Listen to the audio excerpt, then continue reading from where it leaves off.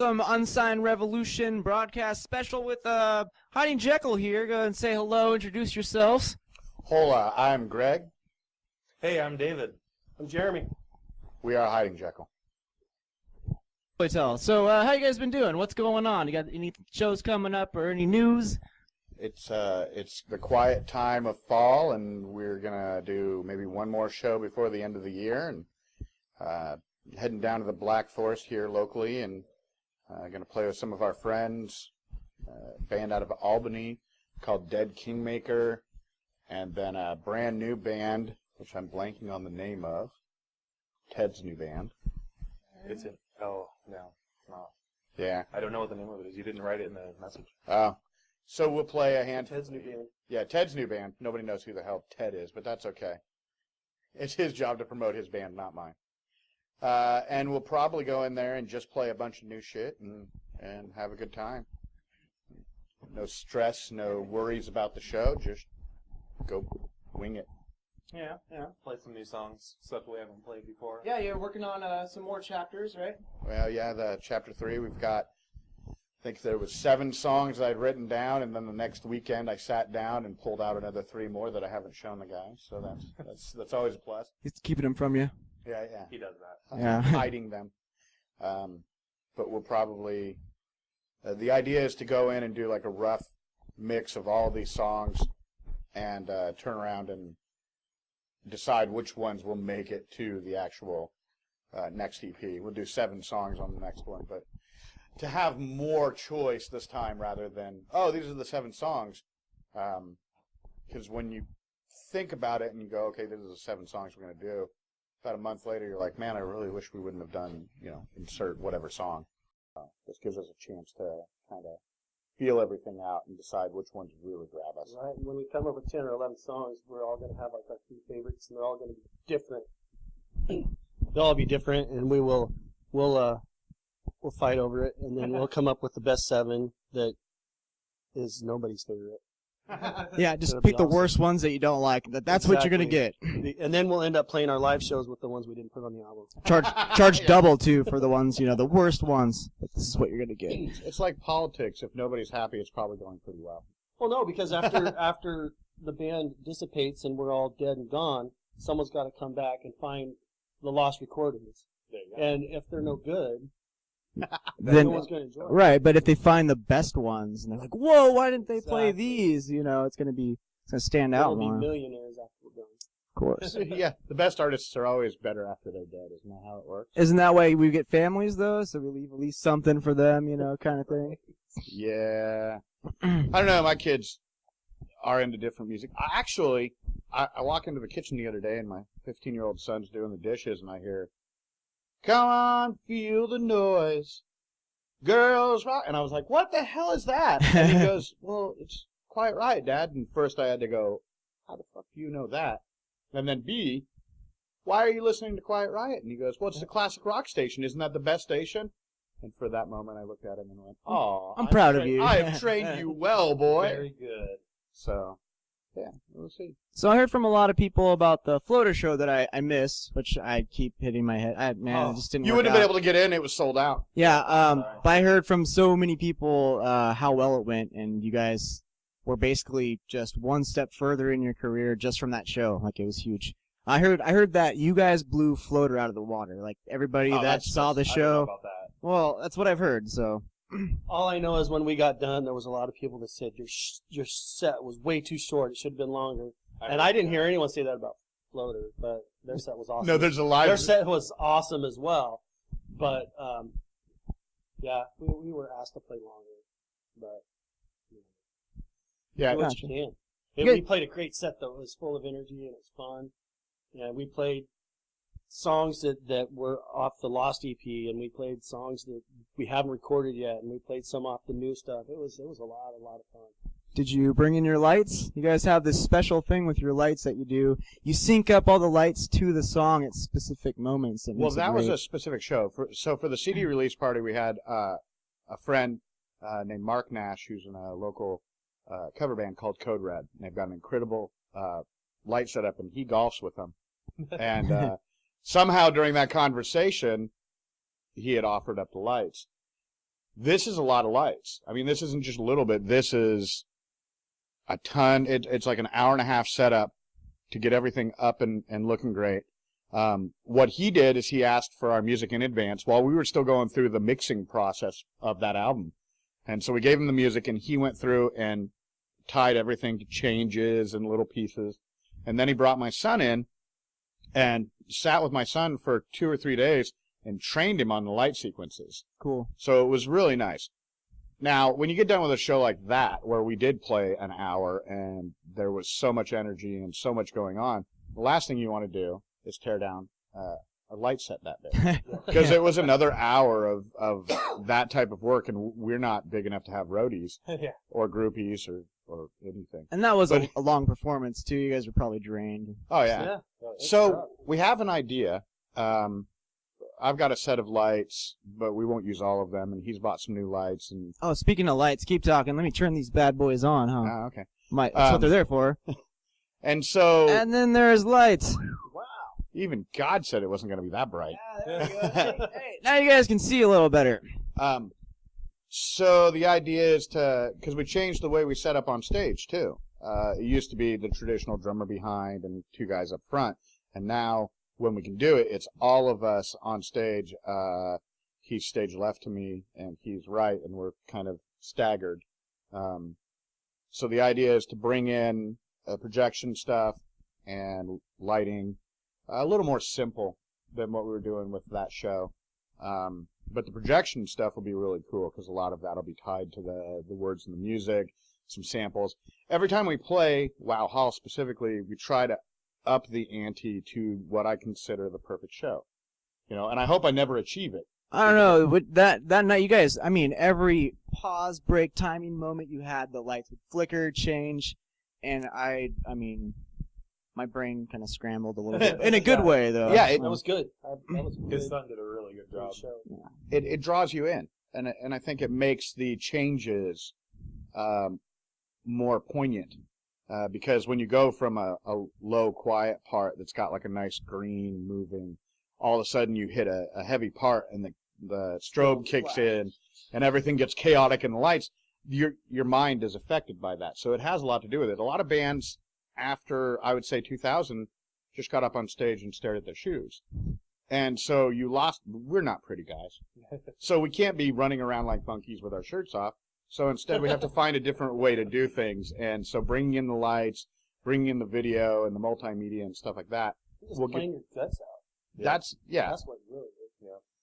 Those will give us other angles and other pieces to make the show more interesting, more exciting, more involving. Because what we want is this thing where you have like, come here, come closer. No, we're being mellow. Come closer. And then all of a sudden you go, bam! And you go, oh, I'm sorry. No, my bad. No, come here, close. It's kind of an example is fishing, but not to keep the fish. I got you, and they're like, I'm gonna die, and they're, adrenaline's rushing. And then, oh, no, you're safe. Like, wow, what an experience. You go tell the other fish. Same thing. Go get hooked by him. It's pretty cool. So, first, but no, it's fun, I swear. So I think that's kind of the next step as we keep moving and progressing as a band. And like even the music that we're putting through the hoops right now is more dynamic, more changes, more places we haven't been, a little more uncomfortable, so to speak. There's parts where it's just his guitar and he's doing some nice tribal drums behind it, and it's just the vocals. And that puts, we've learned real well to work with dynamics, to let everybody have their part, and some of these songs really get to show that. That's really cool. I don't see a lot of bands that focus on their creativity as the performance itself, not just their songs. Like a lot of bands, I worked so hard on this music, but then they do a show and they're just, they're there and they play it. There's not like any extra kind of stuff to it. Well, I think part of it is that the area has lost a lot of venues. So there's not a lot of chances to play. There's not a lot of people pushing the envelope. And I think that when I talk to guys that were around 10 or 15 years ago, the other bands were constantly pushing each other. And now we have a situation where we don't have a lot of bands, we don't have a lot of venues, we don't have a lot of people seeing live music. Nobody's really pushing each other, and it's kind of becomes a very dog-eat-dog world. And kind of stagnant for the, progressiveness of the local music scene, too. Absolutely, and it's something that, we can't save by ourselves. More bands out there playing, more venues opening up, and most importantly, more people showing up to the shows is key. So we were talking earlier. Why don't you tell everybody about the TV series or something you guys are doing, the music for it? I was online a little while back, and I saw this ad for a TV pilot, independent music in Oregon. And so I just shot him our EPK, our electronic press kit, and said, this is what we do.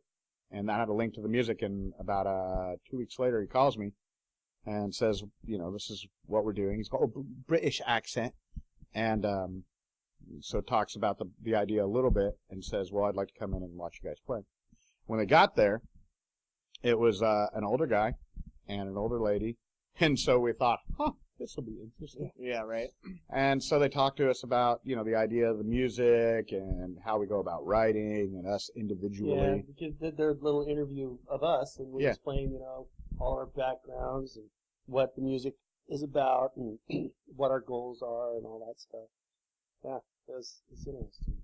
So we waited about a month, maybe, and they messaged us back just here recently and said, hey, by the way, you were picked out of all these bands we went through. We picked 3 bands, and you were the first one that's going to be on the pilot. Hit us up and said, we'll start the filming in January. So we don't really know totally what's going to happen, but it'll be an interesting process. The beauty was we were already set up to go to Wow Hall, so I made sure they knew that. They'll be filming that. January 9th, right? Yeah, with 9th. Dispatch of Sky. Which is a brother band, one of the cooler bands in town, and I don't know why they like us, but they do. We really are on a different They're totally different realm on them. So these people that they interviewed you and picked you and they want you on their show, they're going to be filming the show at the Well Hall on the night? Well, they're going to come in and film us playing. They want a little bit of our personal lives, but we don't know how much we're going to give on that. Okay. And then they're setting up an actual. They want to film live performances out at the Dexter Lake Club, which is the famous club from Animal House. Oh, yeah. So they're going to have us go out there and play for them out there too. And then at the same time, we intend to be in the studio recording these songs we're working on right now. So they'll get some great footage. It really, for what it was, the timing was incredible. Yeah, just kind of all kind of putting the pieces together slowly by. That's one of those things that makes you excited because you're not really sure. You're like, well, we're logical guys. We work in the computer industry, ones and zeros. When something like this comes along, it makes me go, maybe this is that moment. Maybe this is where things shift and change. And normally, especially people like that, you always put, yeah, I'm sure that's what's going on. Yeah, whatever. I'm sure you want me in my movie, in your movie, in your shows. I'm sure it's gonna all work out. I'm gonna make billions of dollars. Logical people, you gotta be like, okay, the best thing that's gonna happen is I'm gonna get some more fans. You try to think of the basic of, even though it might not work out, I'm still gonna get something out of it at least. Yeah, Well, and the reason we're here, the reason we go out and do any kind of interview, any type of moment to get us noticed. Kevin Smith was infamous for doing anything he could to get press, and he said it didn't matter whether it was absurd or bad press or good press, just get press. Mm-hmm. Make sure your name is out there. We are not that good at it, but we've started to be more active and pursuing, following these things and finding out, if that ends up on Fox, holy shit, our music is on fucking Fox TV right after, The Voice? So they'll hear the guys that would never make it on The Voice, right, where real music comes from. That's cool stuff. Yeah. So you guys got any future plans that, in the long distance that you want to start eventually that no one knows of or anything? Any special secrets from Hyding Jekyll? Well, actually, we haven't told anybody yet, but we've been picked as the replacement for Kiss, so we're going to go ahead and paint ourselves up and go out and do Kiss music from now on. This is probably like 2025, 2026, when Gene finally has a heart attack from all the coke he's doing. It's a long wait, though, still. Yeah, well, I'll only be 72 or something like that, so it should be fine. No, I mean, the beauty of these guys is that I don't really feel the need to change anything We work really well together. We get along great. We're on the same musical page most of the time. And we're also adults, so when we're not on the same musical page, we can stop and step back and go, does that change that David wants? Does it affect anything I'm doing? No. Well, then David gets what he wants. Right. I mean, Might as well. We pretty much haven't had a real band fight the whole time. Fuck, we need to have a band fight. Never had You a should. fight. You should This do is it now. bullshit. I can don't hand you guys understand. weapons and you can just battle it out right now. That's Boxing. a great idea. You got boxing gloves? No. I got probably spikes or something. Probably need to turn this to an R-rated Yeah. horror film. Mad Max right there. I know you guys for a while. I've seen so many shows, but I never asked how you guys became Hiding Jekyll. When did you guys meet? Was it like growing up or something? No. The band started in 2009. I was in a band called Sunday Straight Jacket, and I was the front man. I had a bass player, one guitar, and drums. And we had just recorded a CD, and the ironic thing was that the guy said, now don't do what every band does right after recording their CD and fucking break up. So our bass player went back to Alaska for like 2 months to see his family, and when he came back, we hadn't practiced for quite a while. And he wanted to do like a 3-hour session, and then a 3-hour session the next day, and a 3-hour session the next day, and I was like, my fucking voice isn't going to hold up. It's just not going to be the case. So the next day he shows up, and he doesn't have his bass, and I was like, well, where's your bass, dude? And he goes, yeah, about that. And he goes, I don't want to be in the band with you anymore. And I was like, what? Oh, that's fucking funny. You're so funny, dude. He's all, no, I'm serious. And I was like, I instantly took a like pissy tone, and I was like, fine, we don't fucking need you. And what I didn't know is they'd already had this discussion without me. So the band broke up, and I worked really hard to maintain that friendship because those guys I had grown up with, and I'd come up from Klamath Falls and moved here to do music. And so I went to the bass player, and I was like, okay, I'm going to be a whiny bitch for a couple months. Show me how you play bass, because I never want to deal with another fucking bass player again. And he shows me how he plays bass, and he does these beautiful, intricate lines, and he takes this 3-chord song and makes it very dynamic. He's an incredible bass player. And I saw that, and I went, cool, I will never fucking do that. And I turned around and started doing slap, because he didn't do a lot of slap. And I always felt that the funk was where I was at anyways. So I wrote 3 songs, Clan of Thieves, Durden, and, well, So PC I converted over. It was an older song. It was like 1 or 2 others. And I went and looked for bandmates, played with a couple other guys, nothing really worked out. And there was this band called Nuclear Omega, which was a straight-up, just aggressive metalcore band. And I tried out for them as their singer, and hemmed and hawed for like 2 or 3 days, and I called the guitarist up, and I was like, well, man, I'm better than your bass player, and if it had just been you and the drummer, I think I probably could have made something work, but I really don't have any desire to join this full band. And he goes, can I call you back? And I was like, yeah, no problem. And so called back about 30 minutes later, and he's like, yeah, so we just fired the rest of the band. We'll be over Saturday. Oh, shit. Yeah, I broke a fucking band up. All right. I felt like a homewrecker. So we got together and started playing music, and it was always kind of, the Hiding Jekyll thing was a great name for it, because these 2 guys were straight metal, and I was always very funky. And it went back and forth where I would, a lot of bands talk about the fight of the music can sometimes bring out the best stuff. And at times it did, but it wasn't where the guitarist was happy. So he ended up joining a band called New World Sinner and doing some other projects, and he ended up walking away from the Hiding Jekyll after a little while. And the drummer, he and I worked together for probably another year or 2, maybe 2 years. And we just hit an impasse where I actually, at that point, I was ready to break the band up and go do something else. Prior to that, about a year before that happened, David had joined the band. David had never been in a band before. Never done any music. You're doing one hell of a job. Yeah.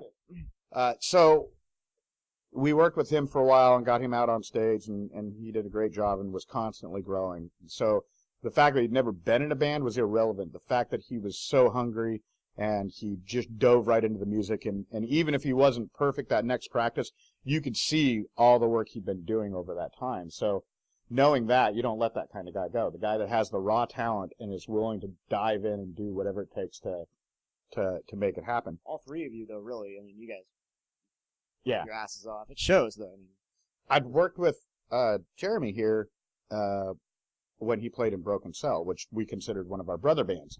But like all of them, they die or break up or whatever. And so we've been looking for a drummer, and he did I hit you up directly or I answered an ad you had, I think.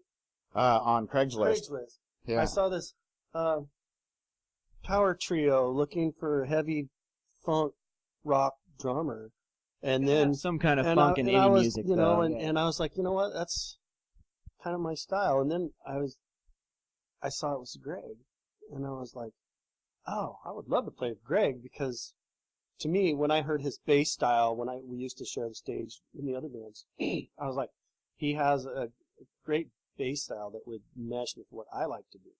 You know, because I'm not a metal guy, but I like to play hard and aggressive, but I like to stay funky and a little bit of finesse and dynamics. And so I was like, give him a buzz, you know. And so I was like, hey, this is Jeremy, you know, from Broken Sound and stuff. And he goes, let's jam. So, Nice.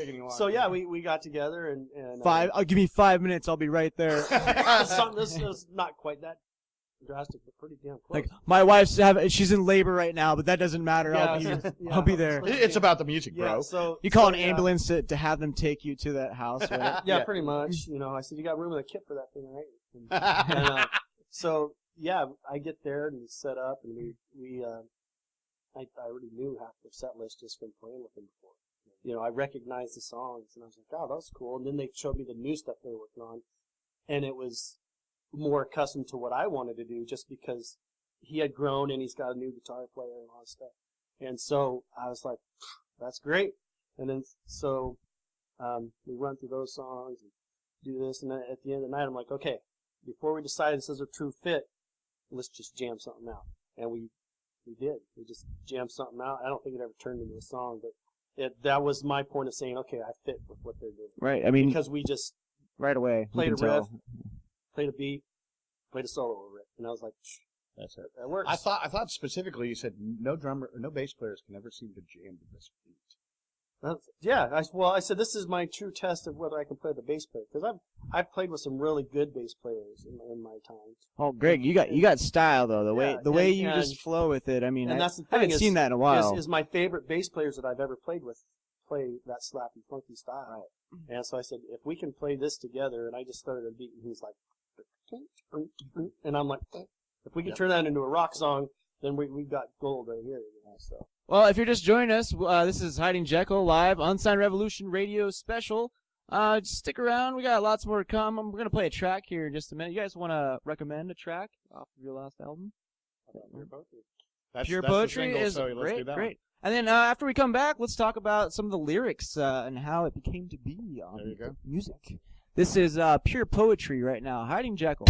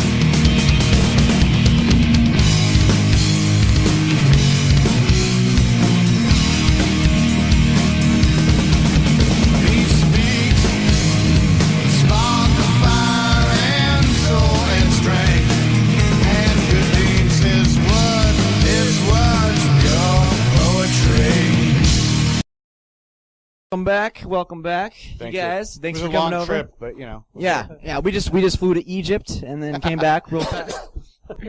Egypt. So pure poetry. That's that one and Shell Shock. I think are my two favorites, live and both recordings. I don't know why they just stick with me. The drumming on pure poetry, man, Yeah, it's just one of my favorites. excellent. The bridge, the breakdown, Mhm. is something that Mhm. I was working on. I think I'd written it at a camping trip, and I could just never really find anything to put it with. And when we come up with the main riff for pure poetry, we were trying to find a bridge, and I was like, well, let's try this. And that went pretty well. The beat that he played with it was just like, whoa. Nice on the cymbals. Yeah, and and on the hi-hats. David, you're really good at blending in too. You're just perfect with whatever they're playing. You just slide right in, It's all and about dynamics. it's smooth. Yeah, There's a time smooth when dynamics he's got. I'm in front, and I'm doing my leads, and I'm in front, but I like to come back and let the other guys show through too. Yeah, a lot of bands you can't hear the bass, especially when you start dealing with heavier bands.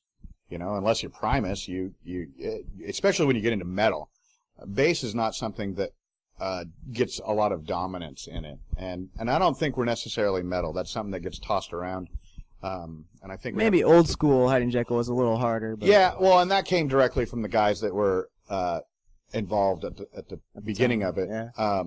I mean, really, we have moments of very classic rock stuff too. I mean, that's the beauty is we all grew up on a bunch of different music. He's been doing shit for fucking years, so he's been doing original bands and cover bands, and so he's got so much to kind of draw from.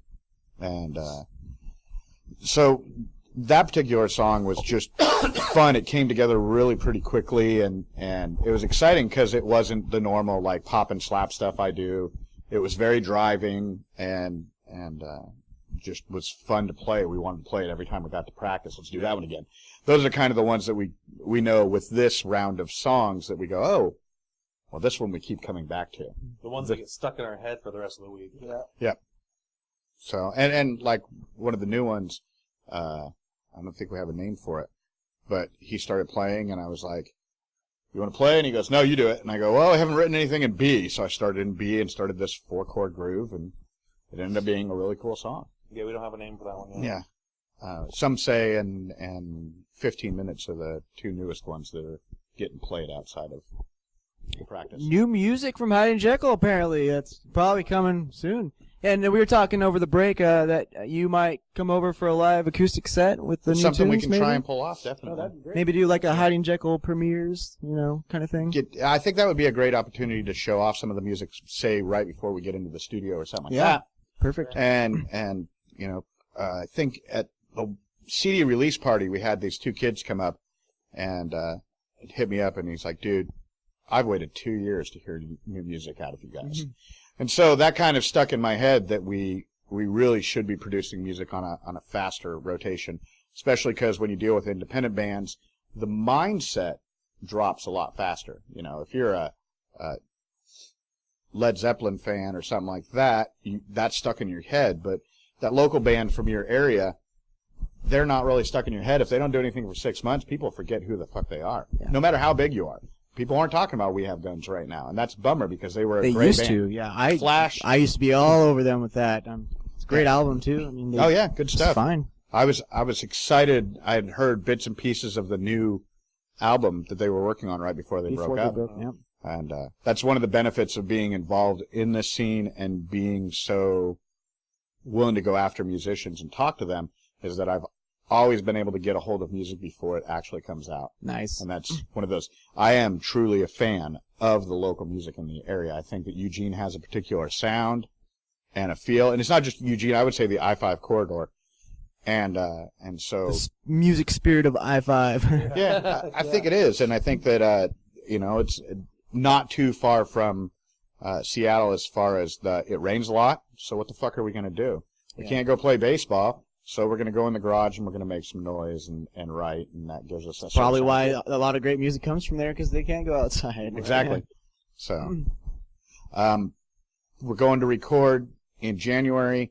This will be the third chapter of a running series that we've been doing for a while. And then say you get to like 8-10 chapters, over the period of like 10 years, or if you continue to name them, the chapter. Well, my intention is only to do one more after this. I see. You could 4 chapters. You could just keep doing it and then write a book afterwards. Well, I think according that, to each chapter. I think that the first 2 chapters were really good about bringing in the characters. There's 3 basic characters. So the whole thing is based off of a book I read a while back called The Three Christs of Ysplanti. Ysplanti was a state hospital in Oklahoma in the 1940s, back when they were allowed to do a lot of uncool things to people with mental health issues. So they found these 3 guys that believed that they were the reincarnation of Jesus Christ or God or whatever. I had a roommate like that. He swore up and down that he was Jesus. Wow. They took these 3 guys in and they studied them for a year. And there was really interesting moments. Like at one point, the doctor says, well, you're Jesus. You can leave whenever you want. And hands him the keys. And the guy looks down and goes, oh, okay. And then he grabs the keys back and he goes, never mind, you're Jesus. You don't need keys. And it was that moment of putting that contradiction right in his face. And that's what the whole idea was. You take these 3 guys and you force them to deal with the fact that somebody else believes they are exactly the same person that they are. And it's interesting how the mind will justify certain things.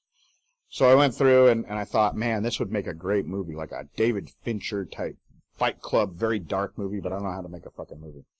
So I thought it'd make a great, like, sitcom, and you could have it totally sacrilegious. You could have, like, the female Jesus, and you could have the black Jesus, and the fat, lazy white Jesus, and it'd make, but... No baby Jesus? no, maybe, there could be a baby Jesus. And so, again, it was one of those things I didn't really have the ability to do.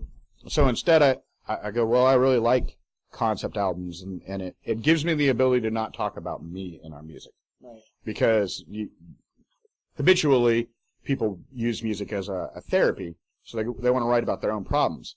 Well, I don't want to write about my own fucking problems. They're dark, scary places that nobody else needs to be. Let's not take it emo. Yeah. Yeah. Emotional, Right. stuff that you're putting in music. Yeah. So the beauty is that we can write the story, and I think that, like I said, the first 2 chapters were really about bringing in these characters and talking about how they became what they were.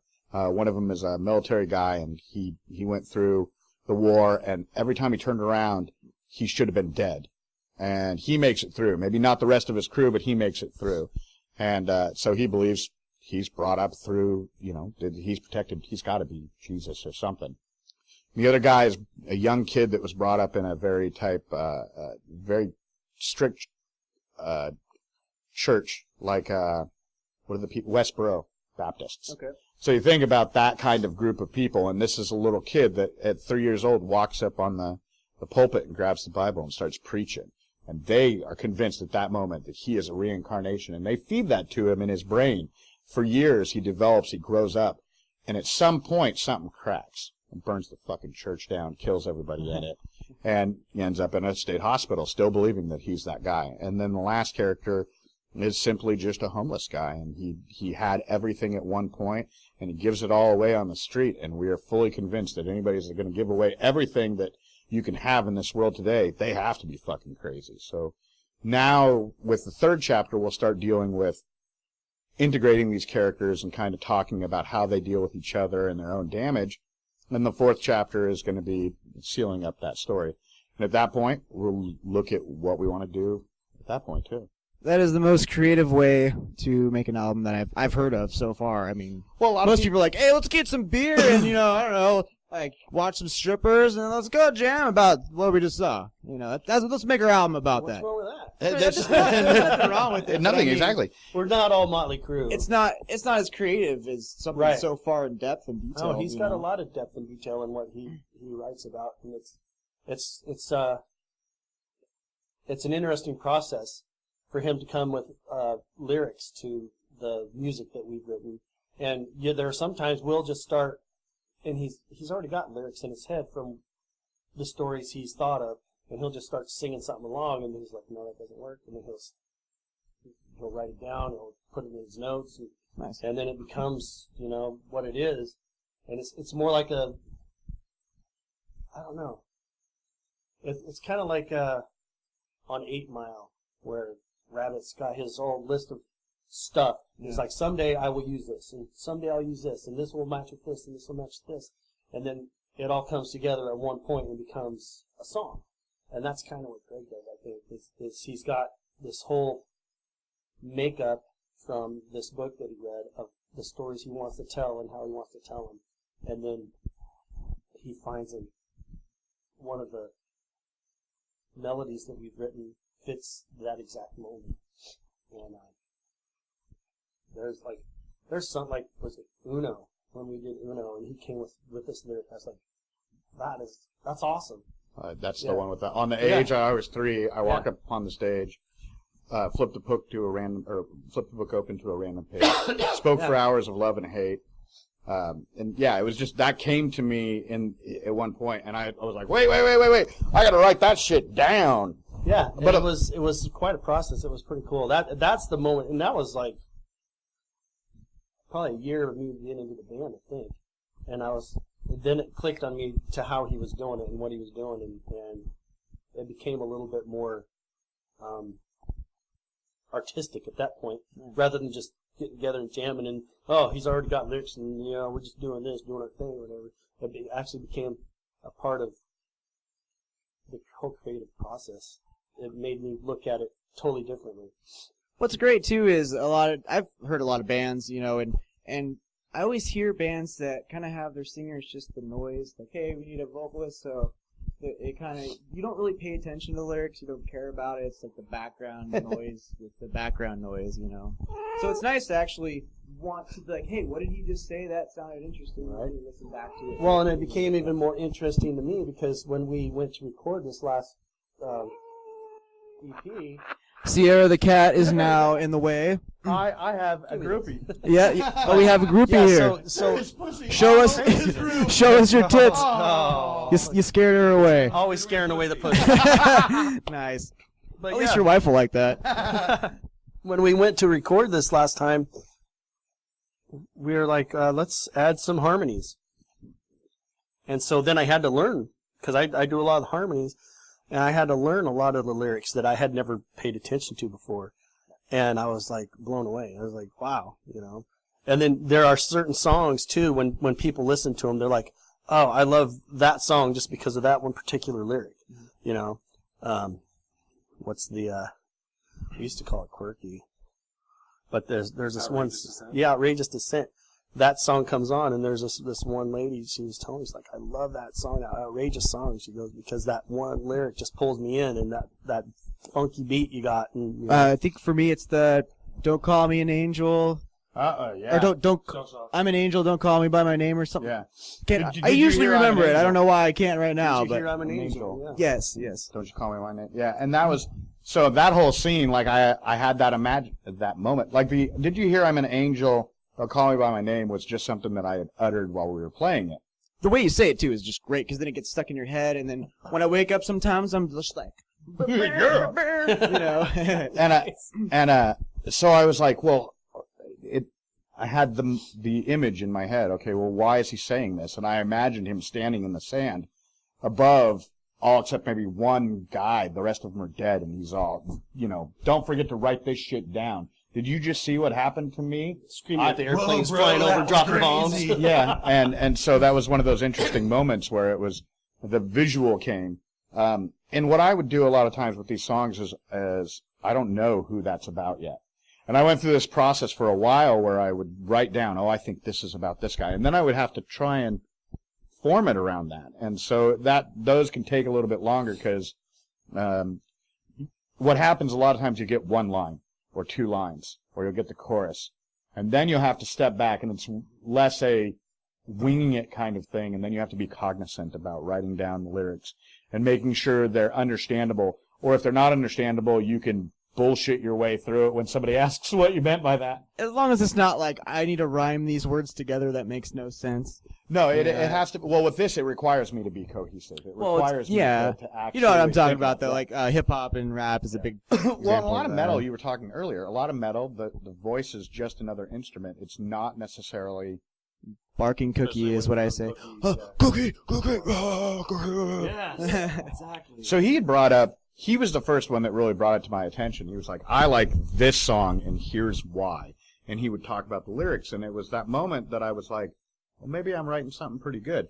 If it stuck with him, if it stuck, well, Ish is completely different area. Like, that's one of those few songs that I wrote about me, and I used to have really, really bad panic attacks. And so even though it sounds like a love song in the background, it was really about dealing with Anxiety and freaking stuff out, like that. And so that was more like that's how I was feeling at the time I wrote it. But yeah, when somebody that you don't expect to really dig into the lyrics does, and come back and go, oh, I love this, and now I understand more about this. From these guys, it means more. And it's nothing against the fans, but these guys are intimately involved in the process. And a lot of times your bandmates know you better than the fans do. They know the real you. They don't know that guy up on stage. And so they're more likely to either call you out or, and it's nice, to be honest, to be called out. I mean, as a musician too, I would rather someone talk shit and be like, I fucking hate this part when you do this, than be like, oh yeah, it was great. Because you got no feedback. I mean, of course it was great. I mean, that's the point of how we make it. Yeah. Tell me something I'm doing wrong so I can, advance from it. But see, that's what I have a problem with a lot of bands that I like and talk to, like you guys. Like, I don't really have any suggestions for you, because you guys are pretty much on the ball, so. Well, we've hit a point where, for my bands, this is a unique experience where we're all a cohesive unit. There isn't necessarily, I talk too much, so it makes it really easy for me to be identified as the guy. But there's no front man, though, with you guys. It's like a trio kind of. Yeah, I think that we all bring something very, very important, and we musically move in the same directions, even with like 15 minutes, which is such a weird song compared to the other stuff we do. And it was one of those moments where he came up with the guitar line, and he just started playing it. He started playing the drums, and I didn't even touch the bass. I was all just, give me 15 minutes and I'll save your soul. There's not a lot more that you can do. Just let it all go. And bam, I was like, whoa, holy fuck, this song's going to be about the preacher, and he's trying to convince you to come to his burning church. Yeah, that was amazing when I brought that riff in, because he instantly was playing a beat with it, and then you had lyrics like, I don't even know where they came from. Well, and a lot of the new stuff that we're working on sounds so much different than anything we've done. I mean, we're not stuck in this rut of sounding the same all the time. Always pushing the musical boundaries to create something new. There'll be a riff or whatever. It's like, oh, that reminds me of that. So I got to make sure that if I do something on the drums, I try and do something a little different if it sounds similar. You don't want the worst thing is like, oh, hey, that song sounds like this other song you have. Exactly. Yeah. But especially as like practicing the songs over and over again, you're like, I really don't want to play that same kind of thing. Right. Well, and we'll take a recorder and we'll record like a certain beat, and I'll be like, play that back to me, because I want to make sure that I don't fall back into doing something I did before. I want to do that. It's a little bit different, and it's quirky, or it's a little off, or something sounds different on it, so I want to. And the cat is back. You're a pussy magnet. So you guys, music video. You guys don't have any music videos, right? Music videos Well, are so 1990s. I know. Well, I know. I've seen like lyrical videos, but I notice how like a lot of bands these days, do their own production for some kind of music video. But you guys are not about that. Well, I think that it would be really cool, but the problem is that with the digital world the way it is, what you put online has an effect. And you can turn somebody off from a band really, really quickly by having a shitty recording or having a shitty video. So I tend to be more protective about what gets put out there. And you can't control it all. And we've been relatively lucky that most of our live performances that have shown up online have turned out pretty well. But besides the ones that I did some pretty bad ones. I thought that one at Goodfellas, where we were on the side stage, was actually a pretty good video. And what I liked about it more than anything is that we sounded good all the way through. Yeah. And that's key. I miss Goodfellas, man. That was turning into a really good venue. Really good thing, yeah. It was awesome. Yeah, he'd worked on that venue for at the point that it went under a little over a year and a half. And he put so much time, energy, and blood and sweat into J-Rock. it. Yeah, and so it was important to me to make sure that we let him know how much we appreciated this, because he fucking went in deep in debt. I imagine when this all went under, he dealt with depression. He was having a hard time. He felt like he let everybody down, but we all understand. I don't think But he at let the everybody. same time, he lifted everybody else and gave us a place to play. That people they were coming just for the music, and it totally turned around, because I think Well, I know Greg and I played in that bar before, and it was a place that you couldn't bring people to. People wouldn't want to go. You'd be Downtown like, Springfield. because it's Goodfellas. And after we played there the first time, after J-Rock took it over, both of us were like, this place is so cool now. This is the kind of place we need to tell people, give it a chance. Because if you don't, you're going to miss out. Because there's going to be some bands coming through here, and you're going to miss out on some great shows because it's a great venue now. Yeah, so he really turned it around and gave it a totally different reputation than what it had before. And that was the key, is the reputation, is making it a place where he was a musician. So he viewed things slightly different than a guy trying to make a profit. And he viewed it different enough that he was willing to kind of eat shit on the back end to try and make it a great opportunity. And that's something I think that most venues around town, and maybe around the country, but at least around here, their attitude is the bands should bring all the people, and if the bands can't bring all the people, the bands suck. And the problem is that if I was going to own a venue, I'd want the venue to be known to have great music. So if you show up there on a Tuesday, not knowing who's in there, that you know that band, that owner didn't let that band come in unless he thought they were quality, irrelevant of how many people they were going to bring. Well, it's kind of like that whole California scene. You hear bands that became big brag about the venues that, well, we played at the Whiskey, and everybody, I never once saw anything from the Whiskey go, oh yeah, well, so-and-so played here. No, it was like, we got to play at the Whiskey, and so it's a two-way street. Yeah, that doesn't happen as often anymore. There's not that, thing. But, I don't know. The whole mentality of venues and bands, that's weird. Well, speaking of venues and bands, I mean, I know you guys got a lot going on, especially this next 6 months. You're going to be like jam-packed with stuff. But in the future, if you guys do decide to do a tour, if you guys have time, like, where would you want to go? I mean, is it going to be like a couple cities around here? Do you guys want to venture off to the East Coast or something? I think the most viable thing would be simple weekend jaunts where we went, Portland on a Saturday or on a Friday and Seattle on a Saturday, and then roll back down. Right. Being that we all have families, we all have regular jobs, that becomes infinitely more difficult. The only way we could do that is if suddenly we ended up with a contract that paid our bills. Or some kind of sponsor, like, hey, we'll pay for your gas in the hotel room or something. I think that my family has enough tolerance, but I'm not the only one working in my family. He is doing the majority of support for his family, so he doesn't have the ability to walk away and leave a $50,000 a year job or whatever. And for free beers. Yeah. Exactly. Free beers. Which is crazy. I was doing an interview with Threat Point back at last week or something, and they were saying the shows that they tour at in the East Coast don't even give them beer taps. Wow. Like, they have to pay for their own beer. I'm just like, whoa. I was Do like, they come get to a Oregon. I was like, in Oregon, we give you beer at least. Do they get a guarantee? I mean, that's the thing. We had a band that was, we asked to get on the December bill, and they were like, hey, can we get a guarantee? And I was like, nobody's getting a guarantee. I can't even guarantee you're going to walk away with $15 at the end of the night. I mean, we'd hope, but there's no promises. And that's why playing bar gigs is less appealing. When we go play a venue like Wow Hall, which is a do-it-yourself kind of venue, then we're fully responsible for everything, and we know that. We know we have no choice. We have to go sell the tickets. We have to go do the work.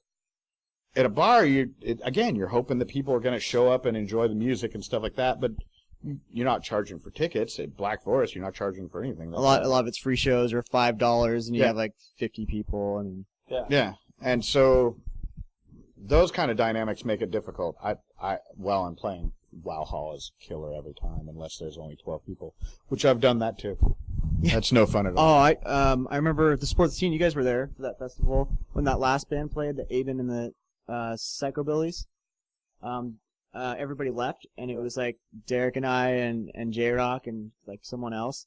But I mean, it was empty. Everybody left, and we're just sitting and like we stayed until they finished their set because they traveled. Everyone was like, because they weren't metal, they were a different genre than everybody else, so they kind of just bounced. and we felt really bad, but they still had good music. But I mean, Was that at the the place? space? Yeah. Yeah. But it was just like one of those moments where they looked at us like, hey, I know that all these people left, but these couple people at least stayed, you know. Right. And sometimes it doesn't matter if you have 200 people at your show, but if you had those 4 people that are hardcore about the music, 4 guys getting yeah, it. you know, that goes a long way sometimes, more than 200 people that were drunk that, oh, I kind of remember what happened, you know. Right. I played- Yeah, see, just the fact that you remember their names and you stuck around, Yeah. and now you're talking about them. Yeah. That's Yeah. pretty awesome. Aben and the Psychobillies. I'm pretty sure it's Aben or Ivan, something like that. But I really good. I played a house party once, and that was 10 people, and man, the most intent. Oh, yeah. Like they were sucked in. Raging. Yeah. Well, they weren't raging, but they were on the They're couch right like there, this. yeah. And we get done, and that 10 people sounded bigger than some of the shows we played where there's 50 or 60 because they were there for the music. That's what you really want. You want people. It doesn't matter whether they're our fans. We want people that are there for the music. Speaking of the music, why don't you guys go ahead and throw another track? What would you like to be played? Outrageous Descent. I don't know if I have that one. Outrageous Descent. Quirky. I got Corky. I thought I had all your music. I don't have that one. Quirky is Outrageous 3 Descent. names. Oh, 2 different. Okay. So when you Three name a names for one song, song. when you name a song, sometimes you just name it by the reference tool. Okay. And that one was Quirky. It has what's that? It's a waltz. Who does fucking waltzes? You guys do. More than once too. All right. Hiding Jekyll right now. Unsigned Revolution live. This is Corky. No, it's Outrageous Descent. Or Outrageous Descent. Well, I'm going to call it Corky and Outrageous Descent. You guys choose. That's the A lot of our fans. parenthetical title. A lot of people still call it Quirky.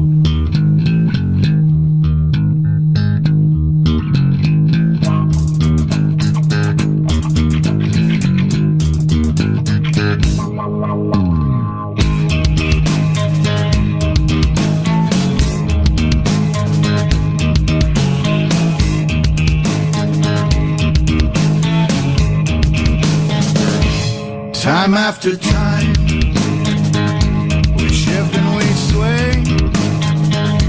The door snaps shut, the lights pop and buzz, it won't go away. Amid green walls, that horrible smell.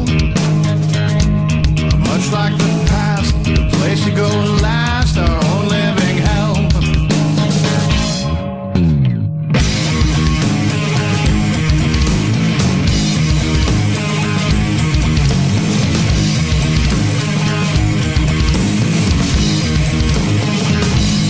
Time and again,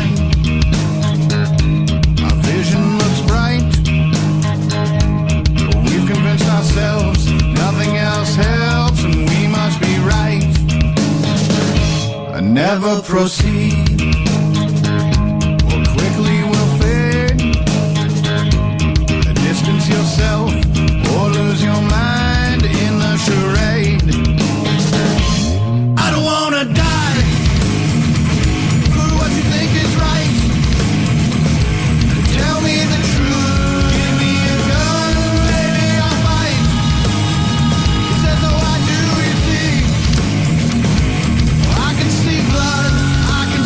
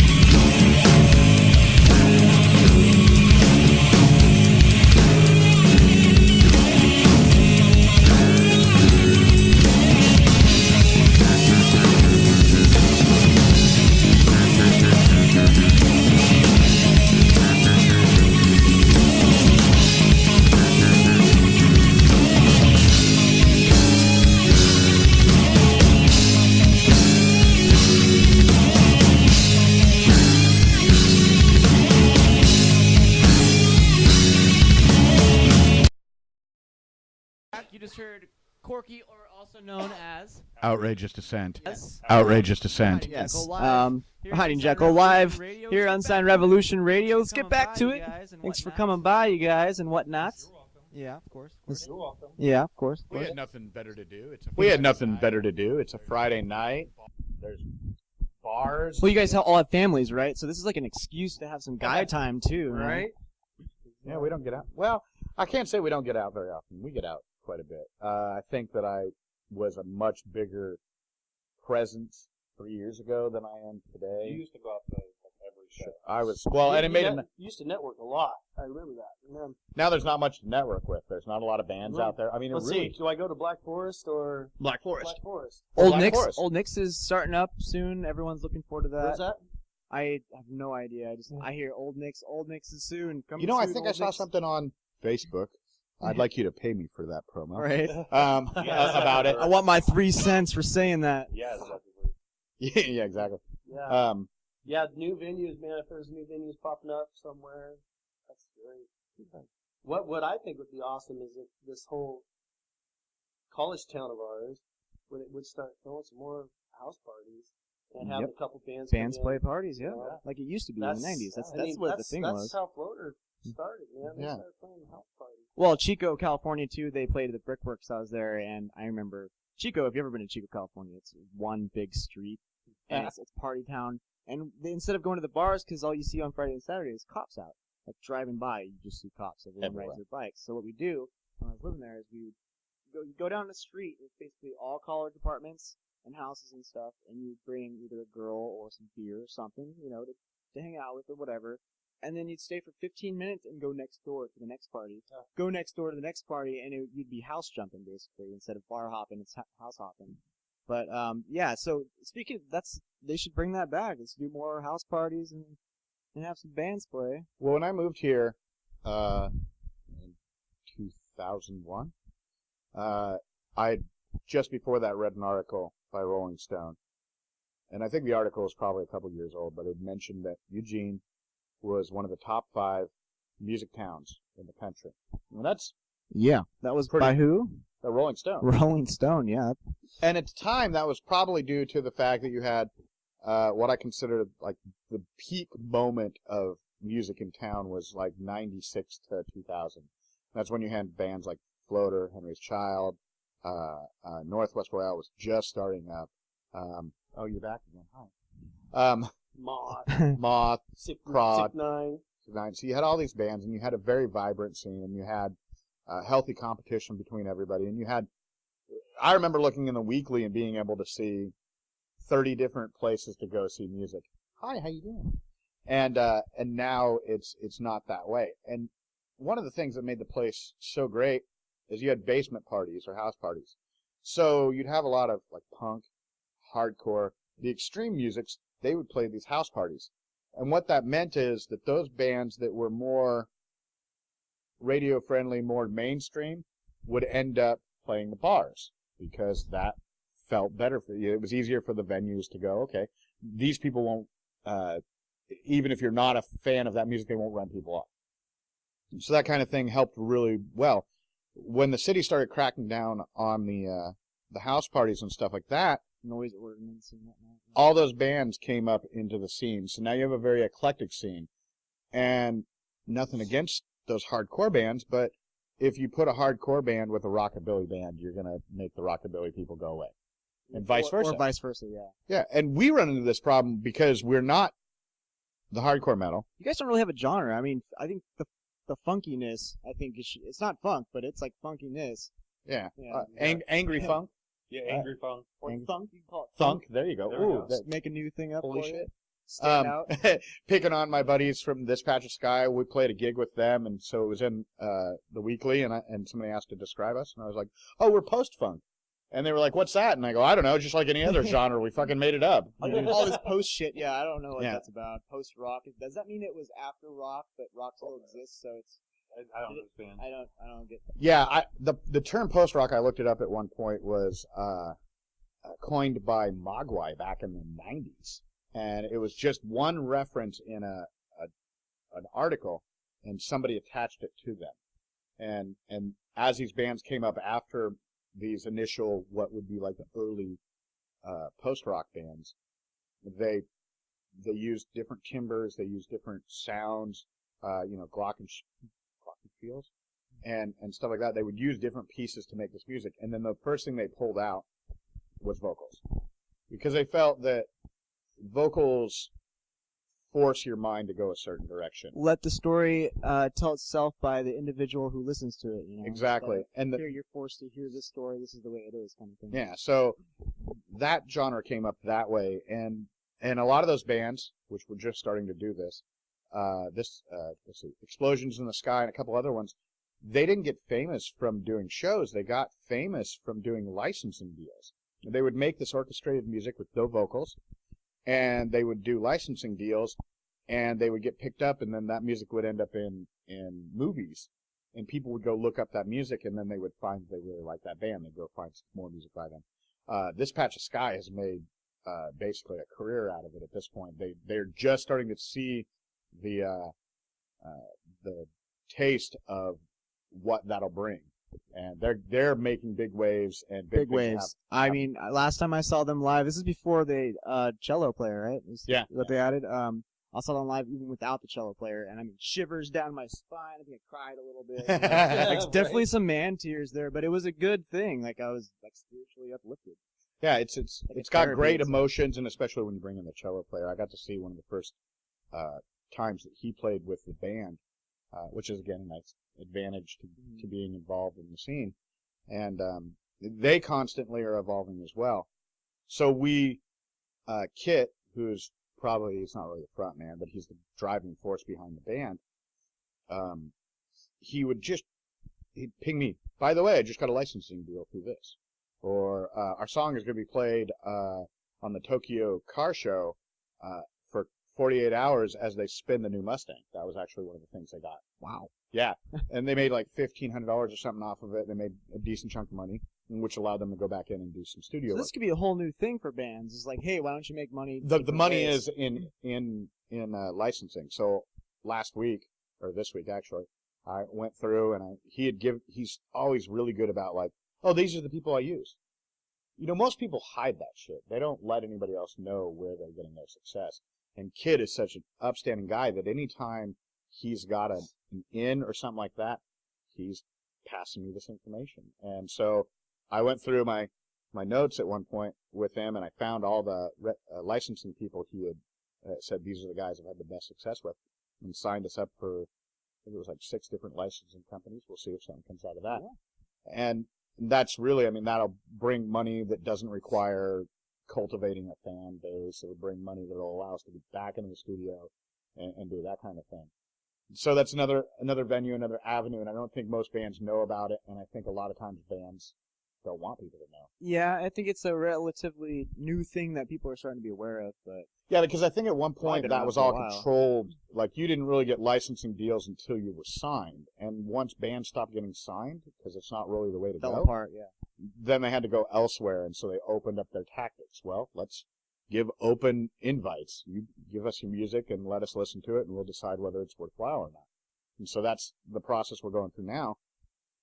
The only thing I don't like about it, I think I see a lot of things like that, but it's like, hey, pay us money, and then we'll get you the chance to be a part of this. Like the whole Reverb Nation thing, like, oh, get your promo package here, and we'll send it to this. Like the Super Bowl this year. Yeah. Give me a break. So you're gonna have to pay us to play the Super Bowl halftime show. It's like, yeah, I got something for you, Super Bowl. Yeah.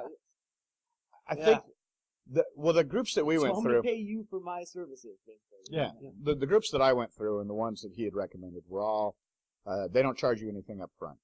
What they do is if they sign a deal with advertising group or a movie, then they come back to you and they say, this is the deal, and we're going to take 50%. And so if it's under a certain amount of money, you don't get to agree to it.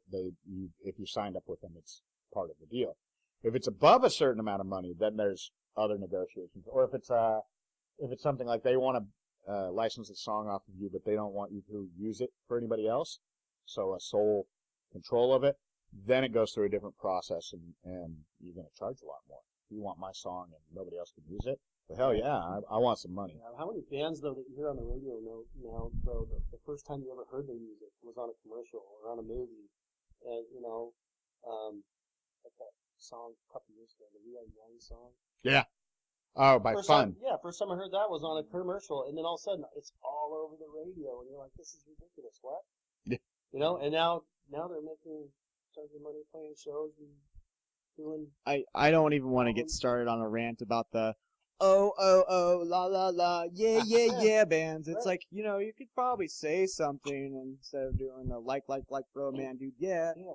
Exactly. Well, and I think that's what we were talking about earlier, where we actually sing about something, where this forces me to tell a story and be more creative. See, what the rant is though is like bands like that are the ones that make money, but the bands that actually have some My favorite structure example of to it, that it's like, is that there's a J-Lo song, and she rhymes the word fun with the word fun like 7 times in a row. Floor. She rhymes the word floor with the word floor, I don't know, like 8 times in a row in the same sentence. and these are the people that we look up to and give all our money to, basically. Yeah. Or we just steal it, because that's how most of this goes. No, yeah. Or we listen to it on Pandora, and they get 0.00 cents. 0.00. 001, sorry. 001. Per play. So I actually looked up over the last year. That's .0001 than I've gotten. Wait. More than I've gotten. And the last year, between this and another band, both of them, the stats were on the same thing. And I think it was $1.30. And that was like, it was in the thousands of plays. $1.30. Yeah, I tried out this new thing, Artist Signal, where you have people vote for you, and the top 10 people get a cut. The first person gets 10 grand. But, I mean, it's like, we did this whole thing. I invited all my friends to vote every day, every hour you can vote. And, I mean, at the end of the month, I made like 42 cents. Yeah. I mean, that's why licensing is nicer, because that's going to be a moment where you get that check right then. There's no further discussion. Right. There's no click on the button. There's no pester your fans on Facebook to go do this and this. And that's, Take the survey, like my page, write this note, and your social security that's where we want to number. be. We want to get to the point where we no longer, that the ball is rolling without us pushing it. Basically, you guys showing up, playing music, and getting paid for it enough to support yourself. And I mean, I still want to hang with the fans, Not have a even beer. that. I just want to play shows and let people go for them. Yeah. I don't care how much I get paid for it. I just love doing it. It would be nice, though. But yeah. Well, yeah, we're not going to argue if the check comes, but the reality is No, that I will not take But that hefty payment. My whole goal isn't to, be rich and famous rock star guy. Right. I just want to be the guy that there's 5 people that showed up to our show because I was playing drums that night, and they came there to see me, and it was cool, and they loved it, and they learned something from it, and then they got to see the band either before us or after us, and they liked them too. And so they've got new fans too, that's my whole desire of this whole thing, is just for people to enjoy what we do. And when that stops happening, and that's the sad thing about the whole demise of venues and stuff, is there's not enough people to come out to see live music anymore. And to be honest, the most shows I've been to, the majority of the people that show up are other bands. Like, hey, I'm out here to support this other band. Exactly. But they bring their friends, and it Right. accumulates. But it shouldn't be up to the bands to get every. I was agreeing with what we were saying earlier about the venues. Maybe need to put a little more effort into. well, yeah, you have to claim that you are the best at this. If you're the best at serving burgers, you're a burger shop, and if you're the best at being, bringing in great music, it's irrelevant whether that band brings 50 People should be there regardless. And that's the thing, but you don't get that unless you're going to tell people, I'm known for this music. The reason Sam Bonds is so successful is they have years and years and years of bringing in acts that fit their venue and are solid. They're not bringing in chumps. And we need those venues too, but that's part of that whole process you have. You go through and you start at the bottom end venue with your 15 people, and people hear you, and that bar should tell the next bar up the ladder, these guys are great. You should have them in on a Friday night because they'll kick ass, and you build from that. But there's no structure. This is the world we live in today. There's no structure to get signed. There's no structure Nothing. Yeah, it's a very free-form thing right now, and that's devastating to bands that are trying to work and don't know what to do. I know some independent bands that are a couple of them that got signed this year, and they're like, "Yeah, we got signed. It's not much. We got like some free gear and like some money for a few shows. It's not like, hey, here's your, $40 million contract like it used to be. But what makes me mad is, okay, football players, sports, athletic department, all of them, what, $40 million for a basketball player for 5 years. And my opinion is there's musicians that are out there that are worth not maybe that much money, but instead of giving one person $40 million, why don't you split that up with a couple $100,000 for 50,000 people to work with? Yeah.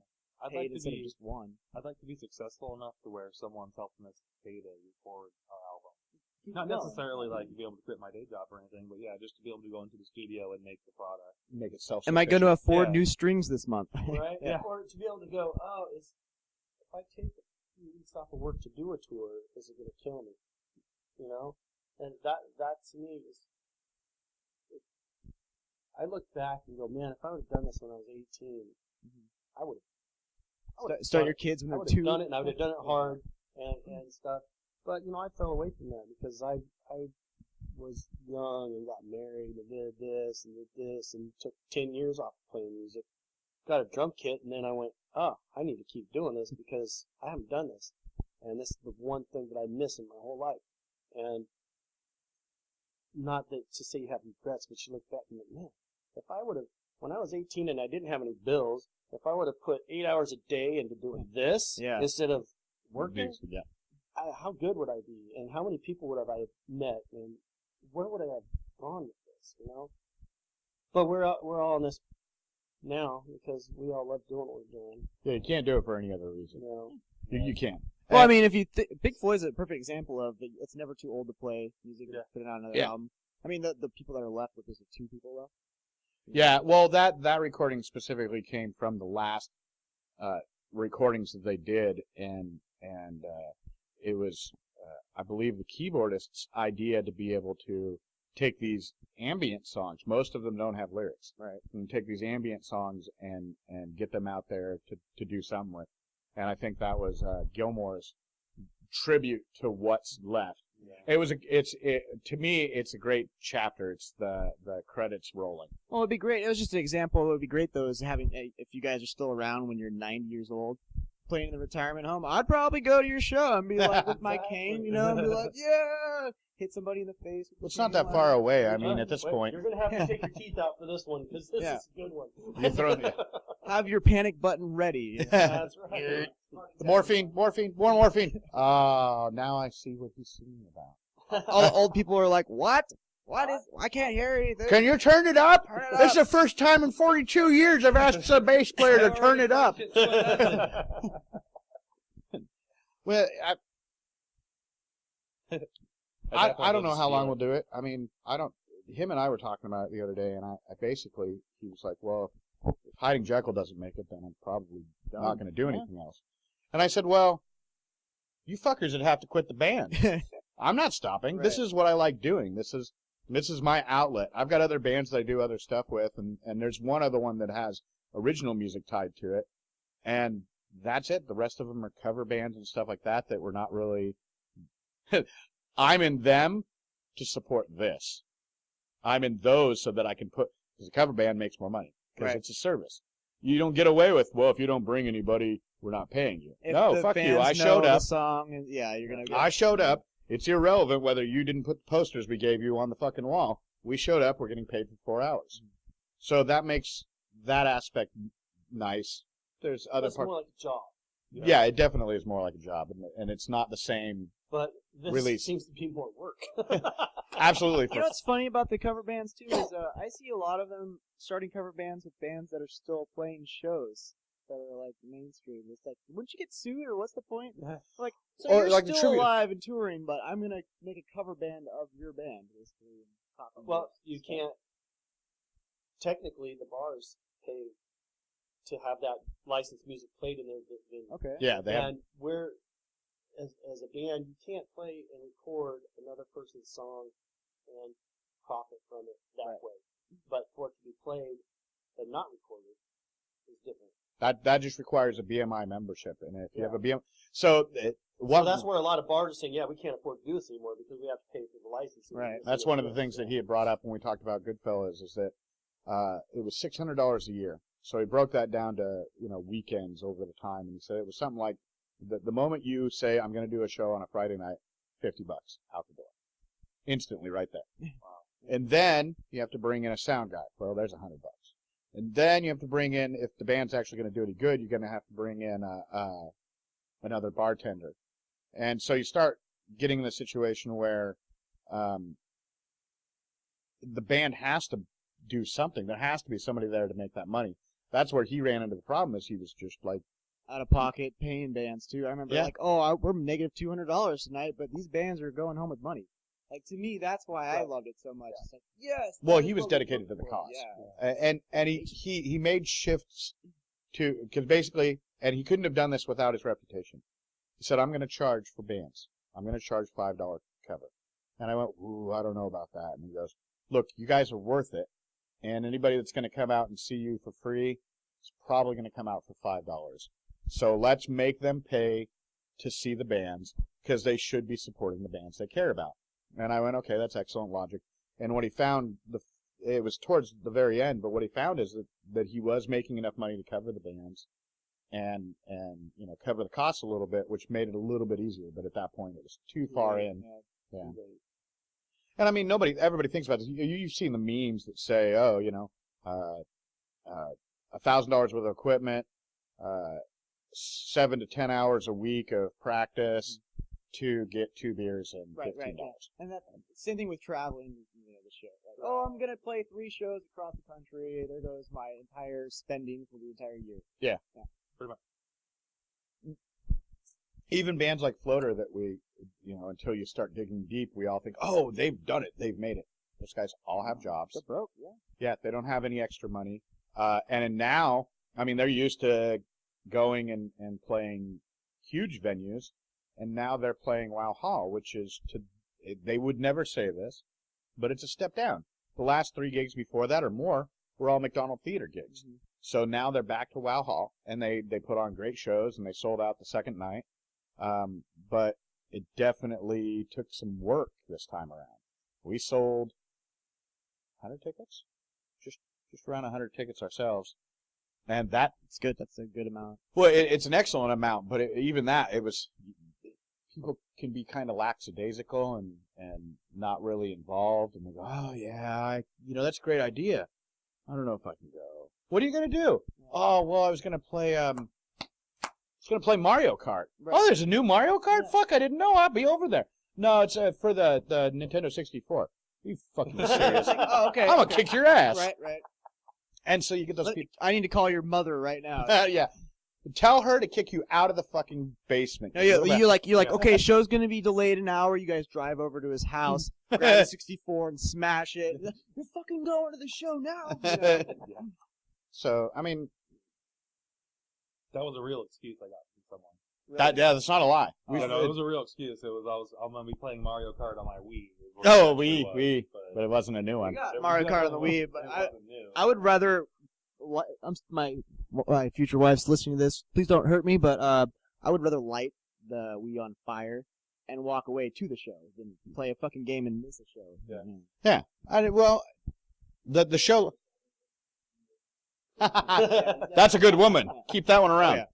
Yeah. So you got to find different ways to get people to come to shows, and some people just don't care. I mean, they have their phone and they go, "Oh, I saw your band.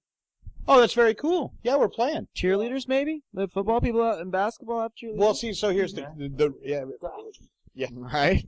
Can't really argue with that idea. Strippers, then. I always thought having strippers would help. It worked for Kid Rock because nothing else. Then your age limit, though, it's up a little.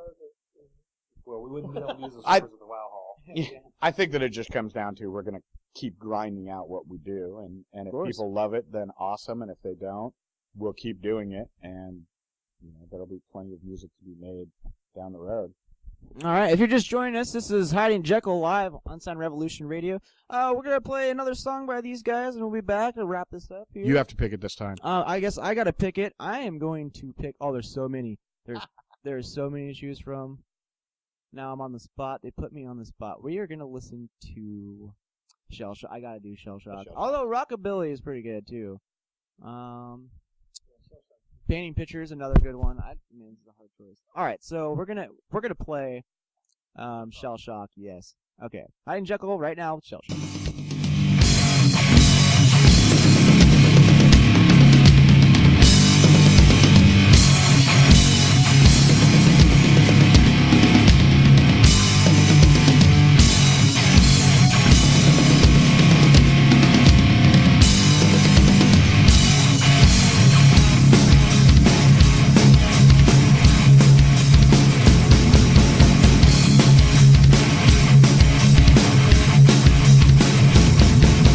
Why should I fear anything at all?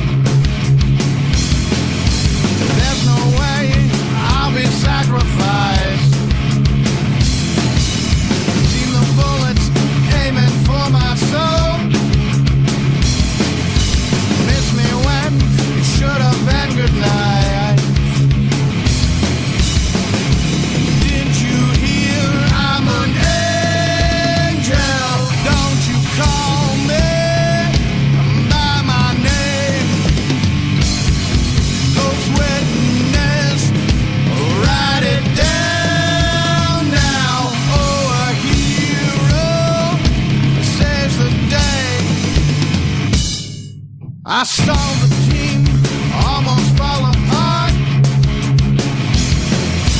Shell shock and slipping from their minds. Hear the screams as the bullets start, tearing flesh on every one of mine. Didn't you hear I'm an angel? Don't you call me by my name. Those witness, write it down now. Oh, a hero saves the day.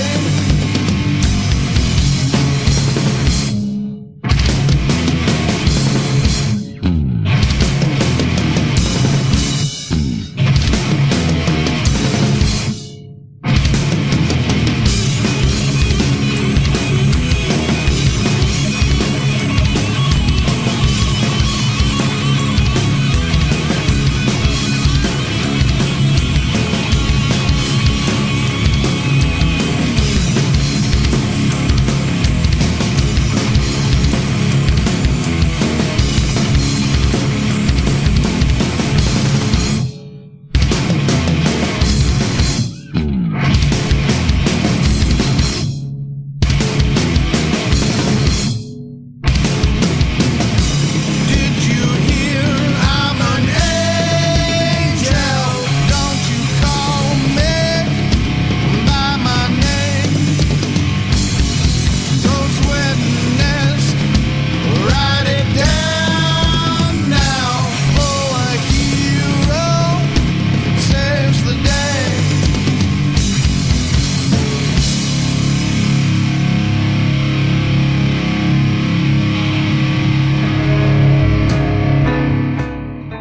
Get the mic going. We're on promotion. Bandcamp if you want to check it out. Yeah, Bandcamp. We're on iTunes. We're on Google Music. We're on Xbox Live. We're all over the place. If you spell the name right, you'll find us.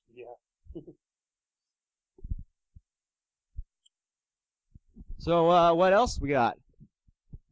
No Shave November. You guys doing that? As you can see. Jeremy's kind of. I shave for Slacking. Halloween because I always like to wear makeup, right? Okay. And it's always a good start. I get a fresh palette for Halloween, and then the next day I start my No Shave November. So I only shave my neck and my mustache because for some reason my neck hair grows faster than my actual hair. So you like I am The the Lion Man.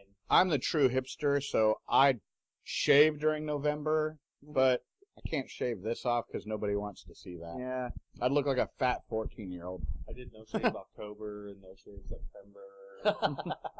You just don't shave. That's this is my life. No shave. Yeah.